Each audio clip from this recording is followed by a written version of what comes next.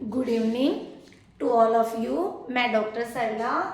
हमारा जो विषय चल रहा था पंचायत राज को था।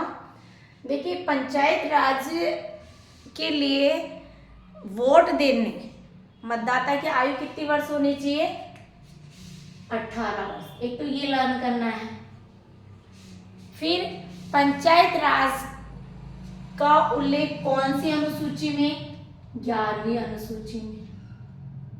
एक ये क्वेश्चन बन रहा है। वोटर की आयु तो कितनी है? 18 वर्ष। पूरे हम किसी को भी वोट दें, चाहे नगर पालिका को दे, चाहे पंचायत राज का दे, एमएलए के वोट दें, एमपी के वोट दें, तो उस वोटर की आयु के लिए लिमिटेशन रखी गई है 18 वर्ष का। वही नागरिक जो वोट देने का अधिकार है। जो 18 वर्ष का होगा वही नागरिक वोट दे सकता है। अब देखिए, पंचायत राज के चुनाव लड़ने के लिए, पंचायती राज के चुनाव लड़ने के लिए उम्मीदवार, मुझे सरपंच का चुनाव लड़ना है, प्रधान का चुनाव लड़ना है, तो उसके लिए एज कितनी है? 21 वर्ष। ये भी आपको ध्यान रखना है। क्लियर? चाहे वो पंचायत राज की बात कर रहे हो। और पंचायत राज का उल्लेख 11वीं अनुसूची।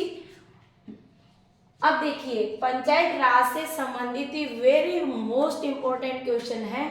इनमें से कोई सा भी एक पूछा जा सकता है। मैंने 5 ऑप्शन है, 5वें फैक्ट डाले, 5 इंपॉर्टेंट है। ये 5 फैक्टर है। किसी न किसी कंपटीशन में अध्यक्ष को लेकर क्वेश्चन पूछ लिया जाता है। देखिए, हमारा क्वेश्चन है पंचायत राज से संबंधित समितियां और संवैधानिकरण के बाद। तो पंचायत समिति का नाम और उसके, हमारा जब संवैधानिकरण हुआ उस समय पंचायत समिति कौन सी थी, उसके अध्यक्ष कौन थे और वर्ष। ये 3 फैक्टर डेटास आपको लर्न करना है। पहला है पंचायत राज संस्थाओं के अधिकारों तथा प्रकार्यों के हस्तांतरण के लिए गठित टास्क फोर्स यानी कार्यदल, जिसके अध्यक्ष कौन थे? ललित माथुर। और ये जो समिति थी वो कब गठित की गई थी? 2001 में, 2001 में। लर्न कर लेना, वेरी मोस्ट है। नेक्स्ट है निम्नतम स्तर पर नियोजन के लिए गठित विशेषज्ञ समूह। निम्नतम स्तर पर नियोजन के लिए, किसके लिए? मैनेजमेंट के लिए गठित विशेषज्ञ समूह के अध्यक्ष कौन थे? वी रामचंद्रन। और ये निम्नतम स्तर का जो नियोजन के लिए गठित विशेषज्ञ समूह था वो कब गठित किया गया था? 2005 में। ये आप फैक्ट लर्न करना है। फिर थर्ड ऑप्शन है जिला स्तर पर नियोजन की नियमावली। जिला स्तर पर, डिस्ट्रिक्ट लेवल पर मैनेजमेंट की नियोजन की नियमावली तैयार करने का कार्य दल जो समिति का था उसके अध्यक्ष थी श्रीमती राजवंत संधू। और ये कब समिति गठित की गई थी? 2008 में, 2008 में। फिर देखिए, नेक्स्ट ऑप्शन है DRDA जिला ग्रामीण एजेंसी के पुनर्गठन के लिए गठित समिति। कई बार रिपीट हो चुका है। DRDA जिला ग्रामीण एजेंसी के पुनर्गठन के लिए गठित समिति के अध्यक्ष कौन थे? वी रामचंद्रन। और ये समिति कब गठित की गई थी? 2010 में। नेक्स्ट है आम वस्तुओं एवं सेवाओं को कुशल आपूर्ति के लिए पंचायतों के उत्तोलन की विशेषज्ञ समिति के अध्यक्ष कौन थे? मणिशंकर अय्यर। और ये समिति कब गठित की गई थी? 2012 में। तो जो ये फैक्ट थे समिति को, तो आपको ऐसे याद रखना है। ये समितियों की नेम है, 5 फैक्टर, ये अध्यक्ष हैं, और ये जो समिति कब गठित की गई थी वो वर्ष है। और यहाँ अपना छठा ऑप्शन आ जाएगा, ऑल इज करेक्ट।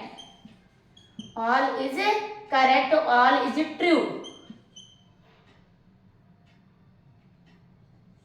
ऐसे डेटा फैक्ट में पूछे जाते हैं। अब मान लीजिए सीधा ही सीधा पूछा जाए, डीआरडीए जिला ग्रामीण एजेंसी के पुनर्गठन के लिए गठित समिति का नाम कौन सा था, उसके अध्यक्ष कौन थे, वी राव चंद्र समिति। डीआरडीए जो समिति वो कब गठित की गई थी, 2010 में।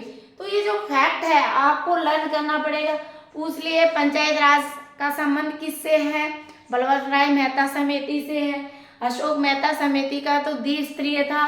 पूछ ले पंचायत राज का उल्लेख कौन सी अनुसूची में किया गया है, पंचायत राज का उल्लेख 11वीं अनुसूची में उल्लेख किया गया है। पंचायत राज का संबंध किससे, 73वां संविधान संशोधन से है। पंचायत राज में कुल कितने विषय थे, 29 विषय हैं। 29 विषय पर कानून बनाने का अधिकार किसको है, पंचायत राज को है। यदि पूछ ले कि 12वीं अनुसूची में किसका उल्लेख किया गया, नगर पालिकाओं का उल्लेख किया। नगर पालिका में कुल कितने विषय थे, 18 विषय थे। 18 विषय पर कानून बनाने का किसको अधिकार है, नगर पालिका को अधिकार। नगर पालिका का संबंध कौन से एक्ट से है, 74वां संविधान संशोधन से है। क्लियर।